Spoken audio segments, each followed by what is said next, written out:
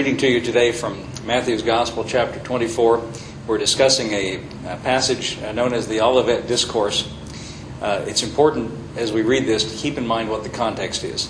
In the previous chapter, Jesus has left the temple for the last time, and he has pronounced judgment upon the generation then living, upon the leaders of the Jews, upon the scribes and the Pharisees. He said, "Woe unto you, scribes! Woe unto you, Pharisees!" Finally, he ended up by saying that upon you, meaning the scribes and Pharisees alive in his day, may come all the righteous blood shed upon the earth. Now that sounds like a pretty severe judgment to me. He's describing severe final judgment on the nation of Jerusalem, or the nation of Israel, in the city of Jerusalem, and specifically the temple in his day. He says, verily, in verse 36, chapter 23, verse 36, "Verily I say unto you, all these things shall come upon this generation." And when he says this generation, there's no other way to read it than the generation alive at that time. And when the temple was destroyed, it was in 70 AD, and it was 40 years exactly from when he said these words. Exactly one biblical generation of 40 years has expired. Now, we were reading in Matthew's Gospel in chapter 24. Before I begin reading, let me just reiterate the point. The context is judgment on Jerusalem, judgment on Israel. He says, not one stone will be left upon another of the temple, and they will all be thrown down. The disciples said, "When shall these things be?" In verse 3. "Tell us, when shall these things be?" They ask him three questions. When shall these things be? What shall be the sign of thy coming? The sign of the end of the world. Now, we've said before, the word world there is the Greek word aeon, meaning the end of the age. Not our age, but the age in which they were living. The age which was dominated by the law of Moses and the Jewish temple. He's talking about the destruction of the temple in Jerusalem. What is the sign of the end of the age that is dominated by that, or symbolized by that temple in Jerusalem?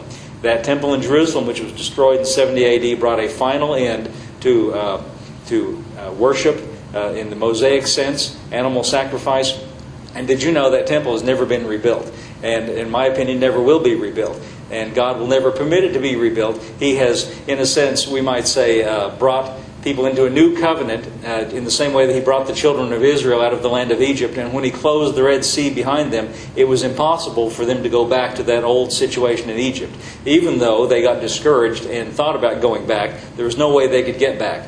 And in the same way, God sent the armies of Rome to destroy the temple in Jerusalem, and will never allow it to be rebuilt again, so that nobody else can go back. You can't go back to that system. You can't go back to that old system of animal sacrifices. God has established the sacrifice of Jesus as the final and the last sacrifice. There's no way to go back. So the context is, when shall these things be? What shall be the sign of thy coming and of the end of the world? In the previous message, I was talking about the coming of the Lord. They didn't have a doctrine of the second coming. They didn't think of it in that way. They were basing it on what he had previously said in Matthew's Gospel, chapter 21, when he gave a parable about the husbandman of the vineyard who threw the son out and killed him. He said, "What will the Lord of the vineyard do when he comes?" In other words, the coming of the Lord of the vineyard had to do with judgment upon those people who had thrown out the son and put him to death. It had to do with settling up accounts. I might remind you of something else, Jesus. See, if you'll understand it in this sense, it will make sense out of so many other things. Here's a verse you might have wondered about if you've read your Bible very much. When Jesus sent out his disciples to preach, they came back and they said, "Even the demons are subject unto us." So he sent out 70 more to prepare the way for him and to tell people to believe in Jesus. In Matthew chapter 10, verse 23, he said, "But when they shall persecute you in this city, flee ye into another. For verily I say unto you, you shall not have gone over the cities of Israel till the Son of Man be come." Did you hear that? You shall not have gone over the cities of Israel till the Son of Man be come. Now, what did he mean when he talked about his coming? Well, he meant it in the same sense that he's talking about it here. Not in the sense that we think of it as a resurrection in the future in which our bodies will be changed and be likened to his glorious body. He meant it in the sense of the coming in judgment upon Jerusalem. And that's the sense in which he talks about it in this Matthew's Gospel 24. And that's the sense he meant in Matthew chapter 10 and verse 23 when he talked about, "You shall not have gone over the cities of Israel until I be come." Come in what sense? Come to judge the leaders of Israel and the nation of Israel who have rejected me. Now, I was reading to you, we got up to, let's see, where did we get to? We talked about the sun being darkened and the moon being darkened and the stars falling from heaven. We said that didn't mean the literal sun in the sky and the literal moon and the literal sun and the moon and the stars. What purpose would that really serve? What has the sun ever done wrong? What's the moon ever done wrong? He meant in a symbolic way, referring back to Joseph's dream, where he dreamed the sun and the moon and the stars bow down before him. And his father Israel, no accident there, his father Israel said, does that mean, are you trying to dream, Joseph, that I and your mother and the brethren will all bow down to you? Well, that's what it meant. That's what the sun and the moon and the stars, and Joseph as a figure of Jesus was perfectly fitting that type, and they should have bowed down and worshipped him. That's why Jesus said, because they didn't accept me, now the sun's going to be put out, now the moon's going to be put out, now the stars are going to fall from the sky. Not the literal sun, not the literal moon, not the literal stars, but because the nation of Israel, symbolized by that story of Joseph and his dream, because they didn't receive me, because they didn't accept me, Jesus said, it's going to be lights out. I'm going to turn the lights out. It's going to be the end of the road. No more after this. Verse 30. This is a good verse, a good perplexing verse for many people. And then shall appear the sign of the Son of Man in heaven. Let's just stop for a moment. Then shall appear the sign of the Son of Man in heaven.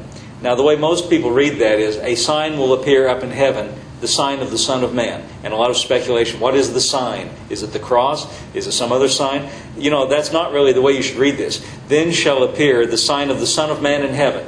In other words, the sign that the Son of Man is now in heaven will appear. In other words, it will be unmistakable that Jesus has been exalted to the right hand of God, and it will be evident to everyone that He has been exalted to that position. Let's go on reading, then this will become plain. Then shall the tribes of the earth mourn. Now, I must point out to you that in the Greek language, the word for earth is a word that could also be translated land or earth, and so you have to understand from the context. It would be better translated here, the tribes of the land. When we talk about tribes, we ordinarily talk about the tribes of the nation of Israel. And in the context, that's exactly who Jesus means here. Not the tribes of all the whole planet, but the 12 tribes of Israel, the tribes of the land. The land means the land of Israel. They shall mourn. Why shall they mourn? Because Jesus, whom they rejected and put to death, has now been exalted to the right hand of God. And they shall see the Son of Man coming in the clouds of heaven with power and great glory. Did you know Jesus told Caiaphas, you will see the Son of Man seated at the right hand of God. Now, where does Jesus get this language? They will see the Son of Man coming in the clouds of heaven with power and great glory. We imagine in our minds a literal playing out of this, that Jesus is going to be floating down on a cloud and coming down riding on clouds.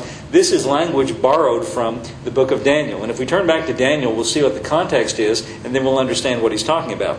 Daniel said in Daniel chapter 7 and verse 7, I saw in the night visions, behold, one like the Son of Man. Does that sound familiar? That's the language Jesus borrowed. I saw one like the Son of Man, came with the clouds of heaven, and came to the Ancient of Days, and they were brought near unto him. Notice he said, I saw one like the Son of Man come with the clouds of heaven, not coming to earth, but coming to the Ancient of Days. Here's the point, verse 14.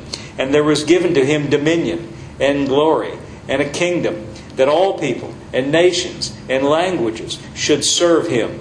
His dominion is an everlasting dominion, which shall not pass away, and His kingdom, which shall not be destroyed. Now, get the point here. Jesus said, when He talked about the sun and the moon and the stars, He was referring back to the dream of Joseph, when the sun and the moon and the stars symbolized Israel and the 12 tribes of Israel, and they refused to do obeisance to, they refused to bow down and worship Him. But see, Jesus said, the sun and the moon and the stars are going to be put out. The nation of Israel is going to be lights out. And when everyone sees this happen, they will begin to mourn, and this will be a sign to them that the Son of Man, just like Daniel said, has been brought to the Ancient of Days, and He's been given a kingdom. And so that everyone, every tribe and every people and all nations and all languages should come and serve Him. You see, they refuse to serve Him. But when they see the things coming to pass that Jesus is talking about, and the temple being destroyed, and the armies destroying the nation of Israel, they will understand that what Daniel predicted has come to pass, and that He's been received by the Ancient of Days and been given an everlasting kingdom.